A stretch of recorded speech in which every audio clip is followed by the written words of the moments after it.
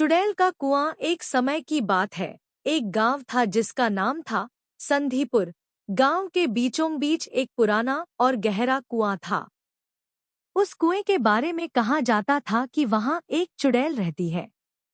लोग मानते थे कि कुएं के पास जाने वाले हर व्यक्ति को वह अपनी ओर खींच लेती है और उसकी आत्मा को अपने साथ ले जाती है। सदियों पहले इस कुएं को गांव की सबसे पवित्र जगह माना जाता था। लोग यहाँ से पानी भरते थे और इसके पानी से पूजा करते थे। लेकिन एक दिन गांव में एक अजनबी महिला आई।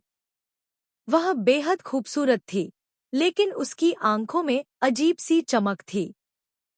गांव वालों को नहीं पता था कि वह एक चुड़ैल है। उसने गांव के कुएं के पास अपना डेरा जमा लिया। धीरे धीरे गांव के पुरुष उसकी ओर खिंचने लगे, लेकिन जो भी उसके पास जाता वह वापस नहीं लौटता। एक दिन गांव के बुजुर्गों को शक हुआ। उन्होंने उस महिला पर नजर रखी और देखा कि वह कुएं के पास अजीबोगरीब मंत्र बोल रही है। उन्होंने पाया कि वह कोई साधारण महिला नहीं, बल्कि एक चुड़ैल थी। जब गांव वालों ने उसे पकड़ने की कोशिश की, तो उसने श्राप दिया, जो भी इस कुएं के पास आएगा वह मेरी आत्मा का भोजन बनेगा। इसके बाद वह कुएं में कूद गई और गायब हो गई। उस दिन के बाद हर रात उस कुएं के पास से किसी महिला के रोने और हंसने की आवाजें आतीं।